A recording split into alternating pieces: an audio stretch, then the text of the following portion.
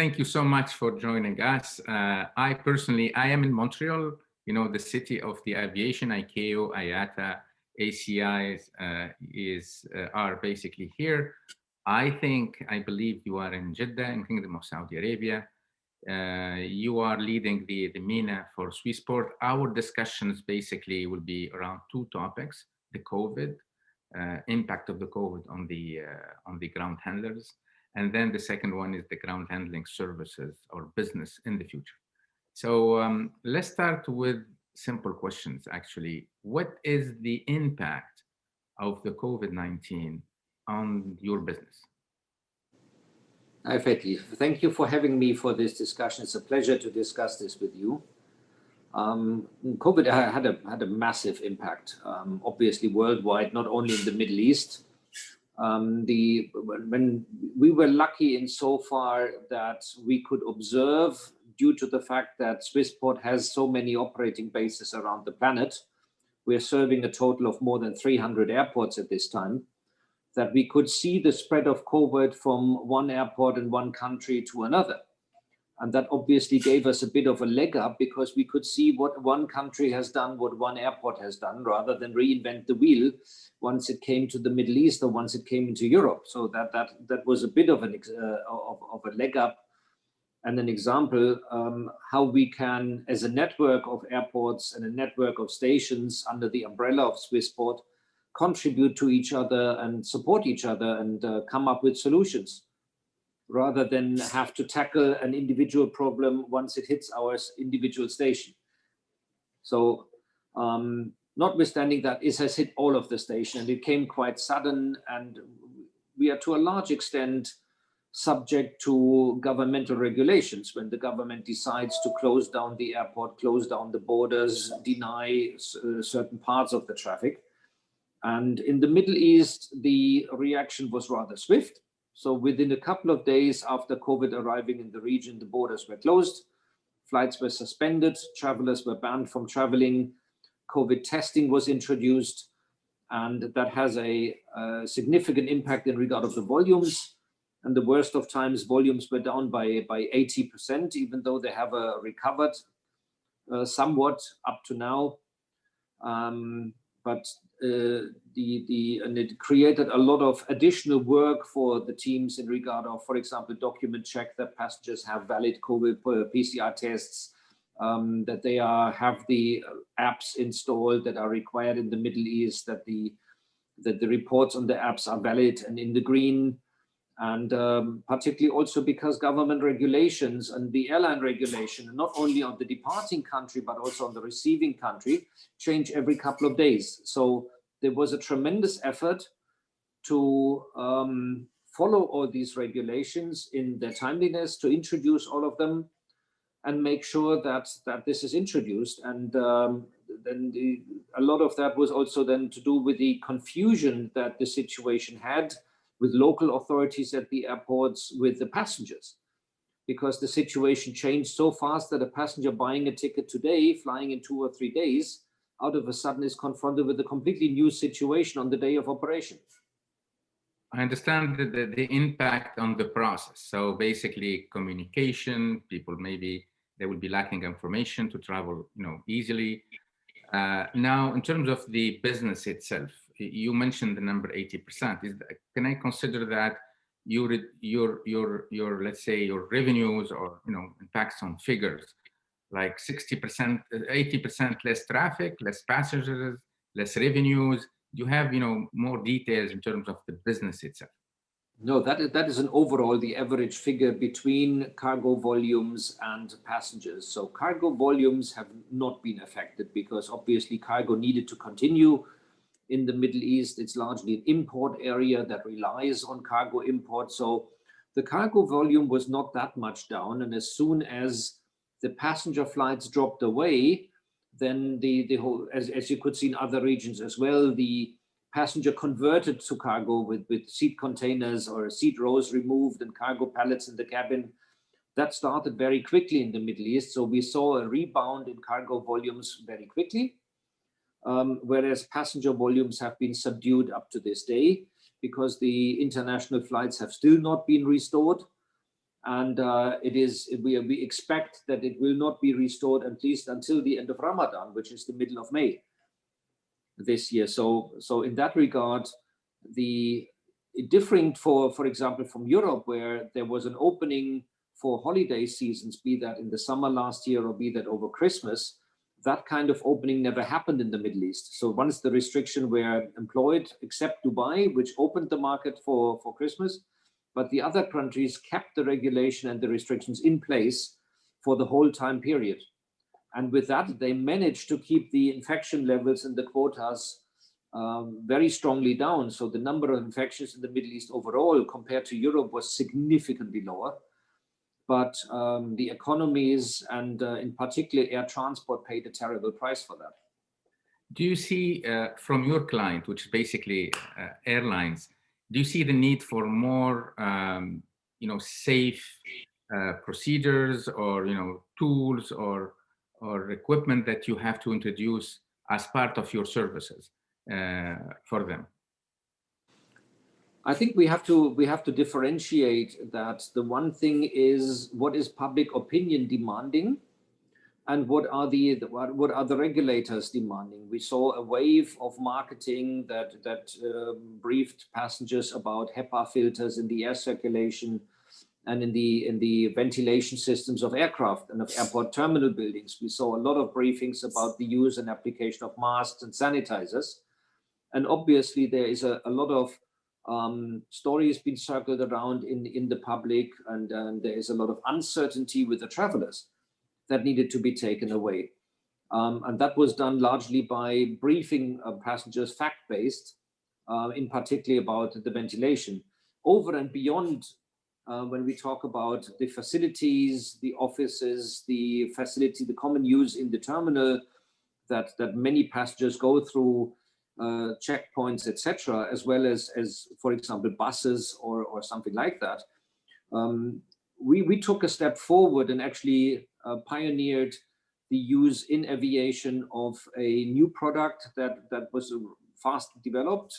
It is a product that is a cooperation between a leading university in the kingdom and an overseas partner, and which is a 100% biodegradable and 99.99% virus effective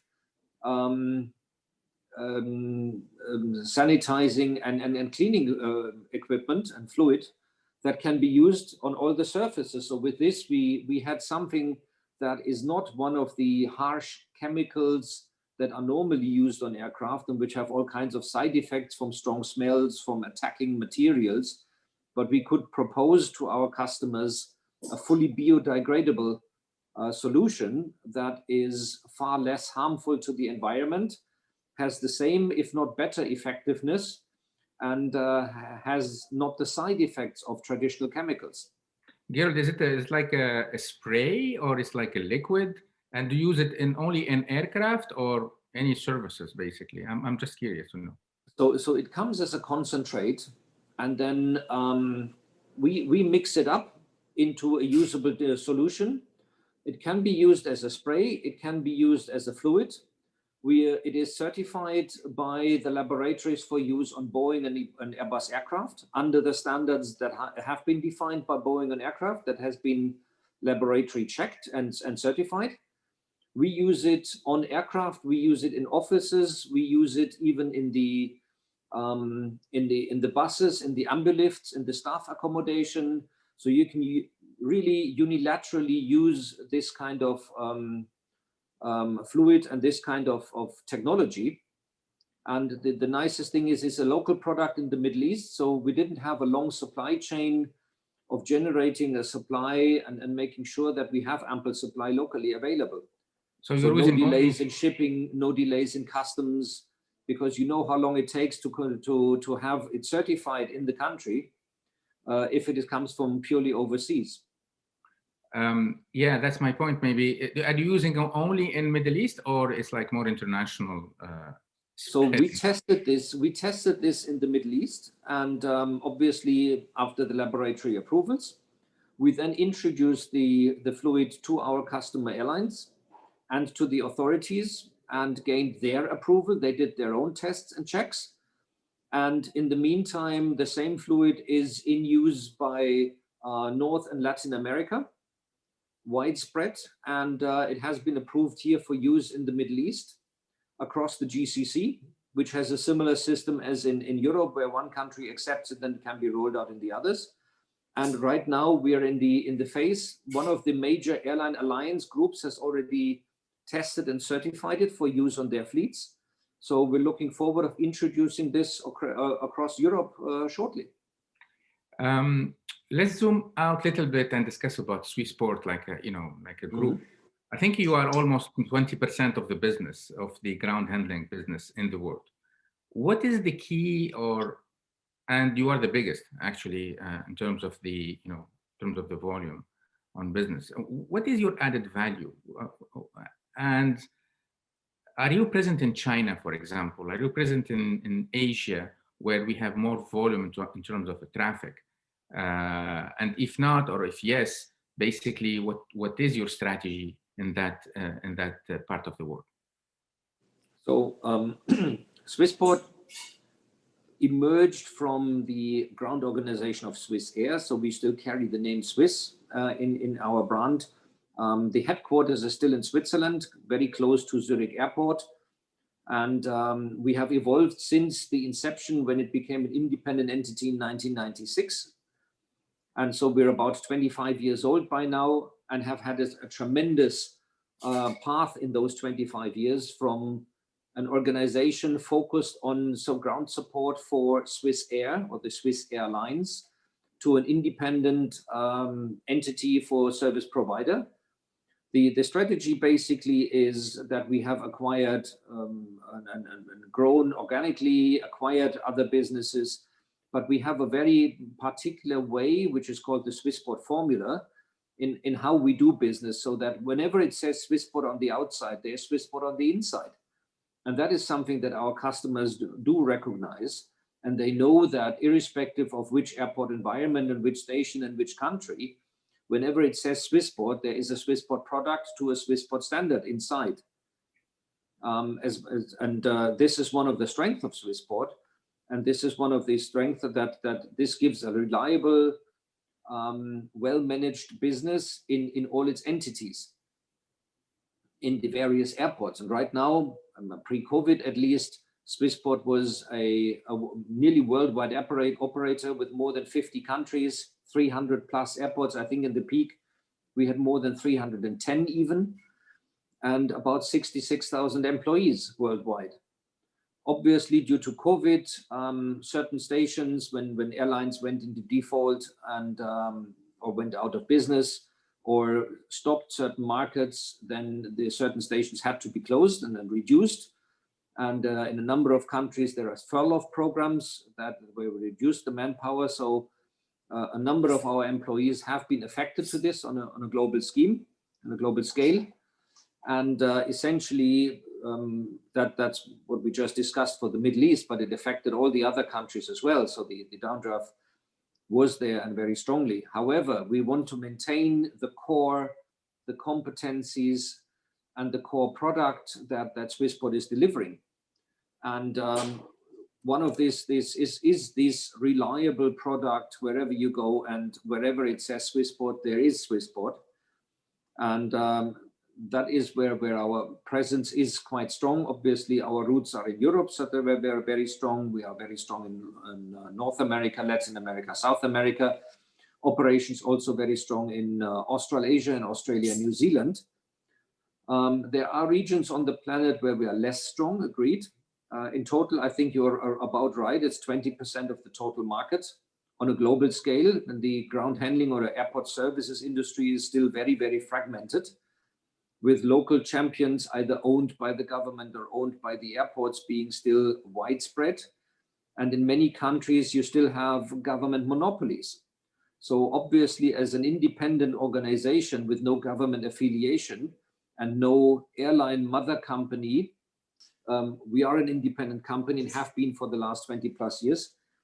And therefore, in some countries, we have access to the market where the regulation allows us to operate. In other markets, we do not have that access because it's still monopoly situations.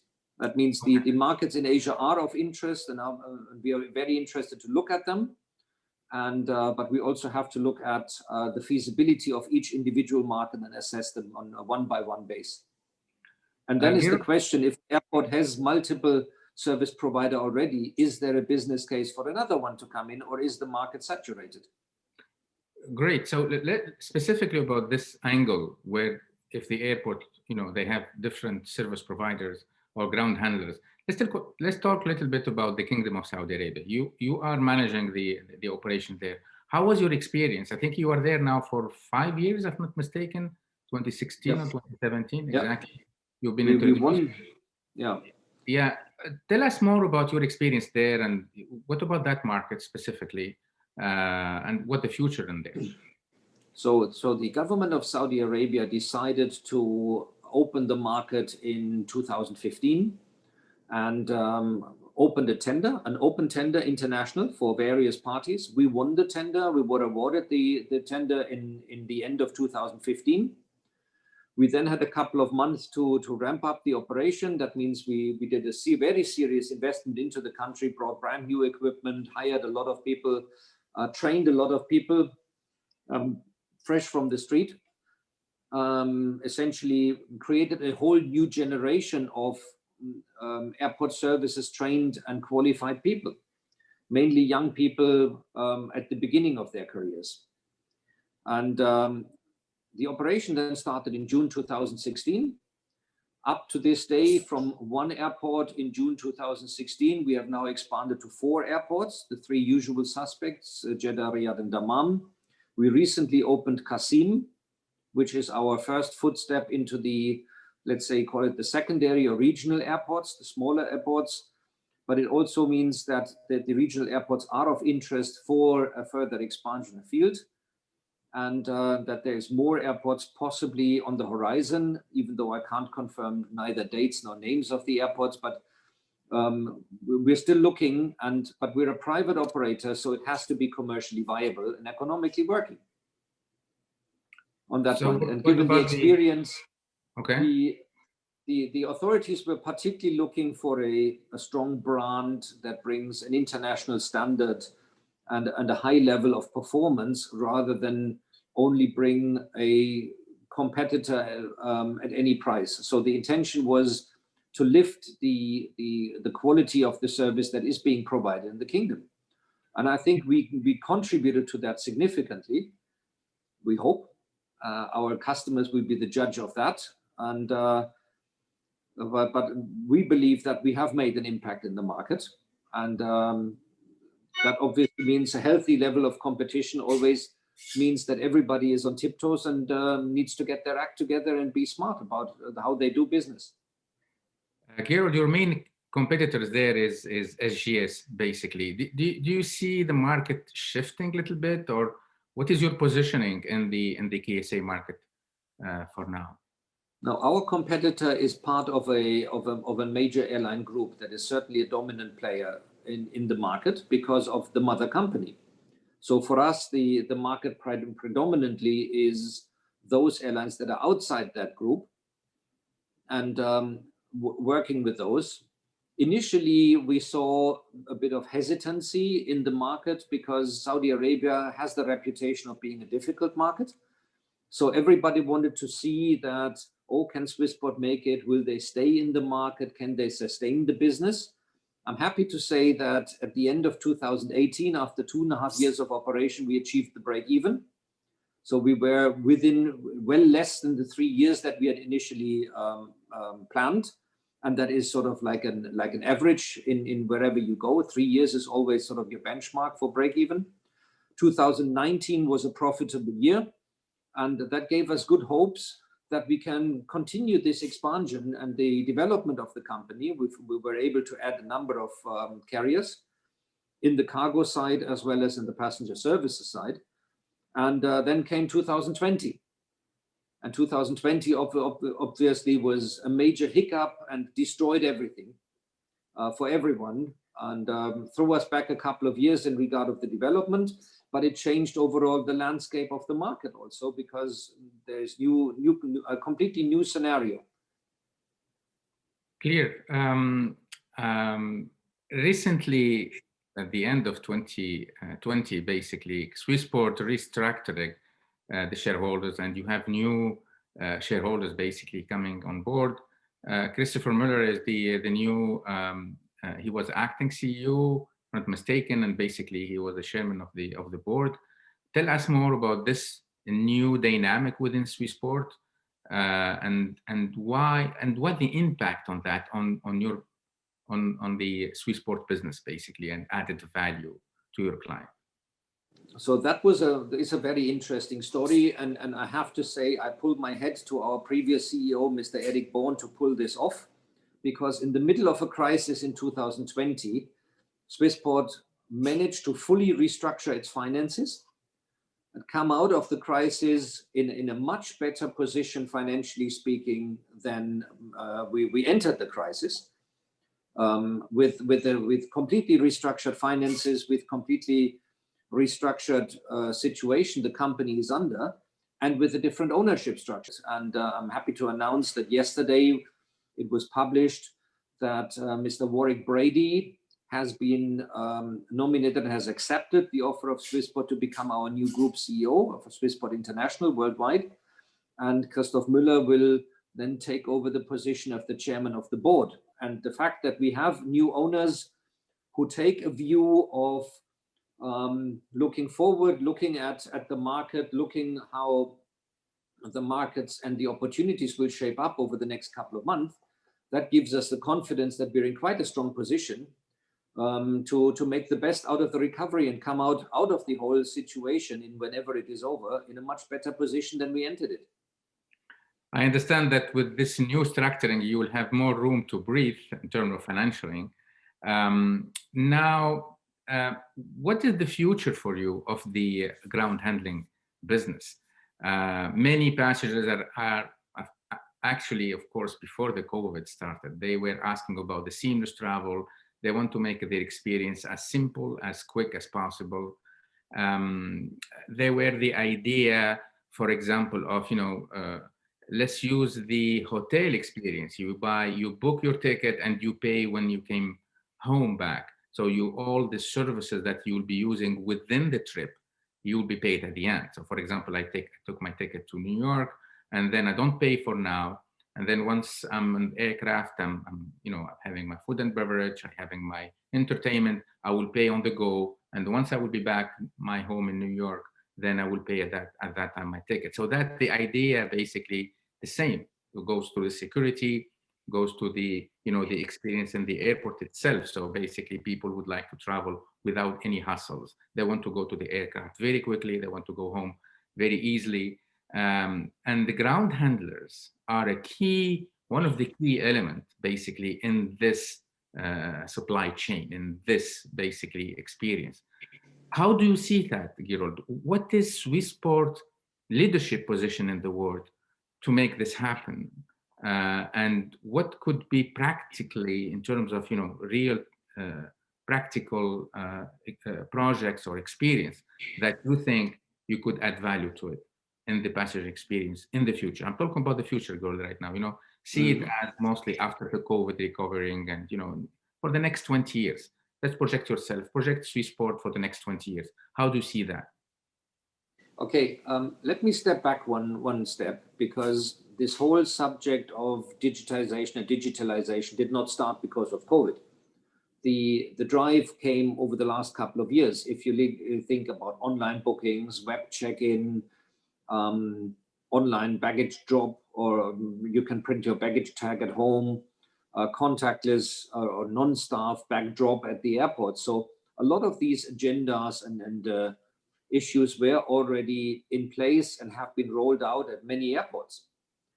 And so COVID has not fundamentally changed the direction, but it increased the speed. And the new factors that come in from COVID is then to rebuild the confidence of the traveling public. We've talked about the hygienical standards before. That obviously had a major impact, and where the airlines and the airports need to ensure or assure the traveling public that their airports are safe to use.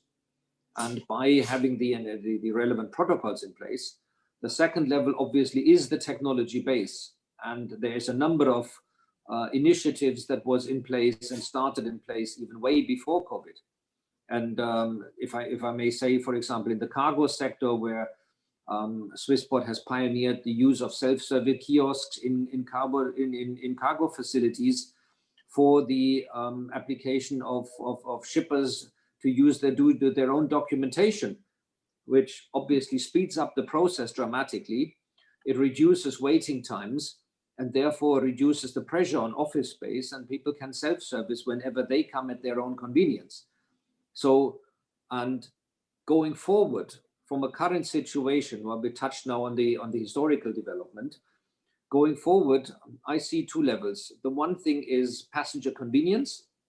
So what is convenient for the individual passenger, which then begs the question also, is the passenger willing to pay for a certain level of convenience or not? And the other is, how is it being facilitated? And if I may tackle the second question first, the whole level, how it is facilitated, a service provider cannot handle that alone. So what this whole situation now teaches us is that the triangle between airport, service provider, and airline needs to come much closer together and much more coordinated than we may have been in the past in how we do things and how we manage things, from queue control, the number of people in certain ground spaces, at check-in, at security checkpoints, at gates, etc. There will be a whole new dynamic there, where the private space of the individual becomes more valuable because of hygienical or health considerations. So passing through the steering of that is a subject where cooperation through an airport operating council or so needs to be strongly driven forward. So on the technology base, and this is something where there is ample opportunity to develop that. If we look at Saudi Arabia, where every individual is very strongly urged to have a particular app, and that is giving the health status of each particular person. Similar apps are available in airports that provide commercial offers to the traveling public, but that also help the airport in reverse to locate where the passenger is, anonymize data, obviously, but with that also steer the flow of people and counterbalance, for example, in immigration, in security checkpoints, in other choke points in the airport, the throughput and how many counters to open for a particular check-in. I see that the use of the facility will need to become much smarter, but it will also drive that the convenience, and that's where the bridge comes to the convenience. So online check-in or mobile check-in, baggage collection at home or at certain drop-off points off airport, where there is less pressure on the check-in, be that a hotel lobby, be that certain city terminals, which exist in many cities, or other points can be used. And when the baggage is then brought to the airport and put into the airport systems. So all of that leads to the fact that there is less people congregating in particular areas. The flow is more steady, more evened out. So in essentially de-peaking the whole operation. Now that contradicts to a certain element the whole hub and spoke concept that in the major airports has been a dominant sign over the last 20, 30 years. But we have to rethink that operation. So if the throughput of people for health reasons is limited, then we need to spread out the operation evenly over a longer period of time, over the whole day. Gerold, I understand. Let's take two steps back and think about the Swissport leadership in this dynamic. Do you have a practical project right now on the pipeline to either make the experience of the passengers easier, less complex, less connection with the authorities or whatever? Do you have a leadership position in the market for the next 20 years? Do you have a practical project that you are leading right now in the market? So we have a couple of initiatives underway. They are not ready for a full rollout right now, so I can't give you any details on that. But again, it needs the cooperation also with the airports, because contactless is not only at the check-in counter or at the gate. Contactless is at various touch points inside the airport and various choke points inside the airport. And therefore, that is something that requires these three partners that I've mentioned before, the airlines, the airport, and the service provider, to come together and align on this subject. And obviously that has at least 2 points, the point of origin and the point of destination. And for the airline, then the whole network. So it is a rather complex topic, but I'm very positive that there will be a number of developments that will be rolled out, but they will not be very fast. So it may take another year or 2 or 3 until we see major initiatives. But the things that have started years ago in regard of check-in, contactless check-in, and contactless document control, the IATA travel passport is an initiative that is rolling out to verify health status. Those initiatives are not necessarily new. They are just the speed with which they are being introduced or enhanced and further on developed. That will increase dramatically. Clear. Let's go back to the cargo, and I would like to close with that. With the new dynamic of the COVID, cargo becomes important part of the business of many ground handlers. How that took place, basically, what the impact that happened on Swissport operation? That was an interesting development, because until very recently, cabin loading was basically a no-go. You do not want to impact the product in the cabin with any load from there. So it was forced by the overall scenario of the situation. Out of a sudden, we were confronted that seat rows were removed from aircraft, and new kinds of pallets were introduced, and new kinds of lashing materials and lashing methodologies. So we had to really quick-foot this, develop some procedures that are safe, that could be demonstrated to the authorities that they are acceptable, because in the end, this needs to be certified by the authorities and not only approved by the airline. And over and beyond that, then, and it became quite an interesting subject to when the vaccines were developed, that all of the vaccines require special cooling facilities. Particularly some of them require very, very low temperatures. And Swissport very quickly developed new products in regard of cool and cold transport, the closed value chain of the various elements, so that from the moment that it is delivered to the airport, through the warehouse, through the transport loading process, the temperature is controlled. Temperature controlled dollies and pallets and containers are available, have been available before, but again, they took a new dynamic now.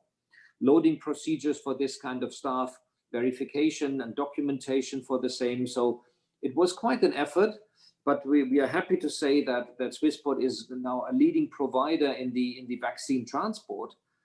And because we were quite quick in our network to develop this and then share the knowledge and the know-how and the certifications across the network of all the Swissport stations. So we are now a leading provider in the shipment of the vaccines worldwide. Clear. Gerold, maybe let me close with this one as well. I understand, you developed quickly new product for the cargo. But do you see that having an impact on are you buying more aircraft? Are you having a new dynamic, a new strategy to focus a little bit more on cargo? Or basically you are using this time right now just, to ramp up with the lack of passengers business? Do you have an impact on this situation right now for the next step for Swissport strategically? So look at it from 2 angles. Number one, when the passenger aircraft were essentially grounded, then the airlines had a problem how to use their equipment. So by coming up with methodologies how to use the cabin hand in hand with the airlines, we enabled the aircraft to come back into service. not only us, but we were one of the first, and we were one of the strongest to work with the airlines on the subject and develop these procedures, and develop this from on a strategic angle as well, and develop the processes on the cool chain that I mentioned before, and make sure that this is able to be serviced to the aircraft. So in other words, we help the airlines to return aircraft to service that otherwise would have been grounded. So that is this one of the areas of this cooperation between airline and service provider. And obviously, cargo has always been one of the mainstays in the Swissport network, one of the strong products that we had. And obviously now also the focus is far more on cargo than it has been before, for obvious reasons. Is that a shift that we will see to be there for the next 20 years? I doubt, because passenger service will come back and passenger flights will come back in due time. It may take 2-3 years, but obviously the necessity of cargo and the question, or the fact that cargo came back extremely fast after the initial downturn shows the necessity of air cargo and the global network of air cargo, and the necessity of service provider like ourselves to have products, strategies, and facilities in place to service that need. Clear. Thank you, Gerold, again for your time. Good luck for your experience in KSA. Good luck for the new, basically, shareholders, or the new dynamic within Swissport. Thank you again for your time, Gerold. Have a good day.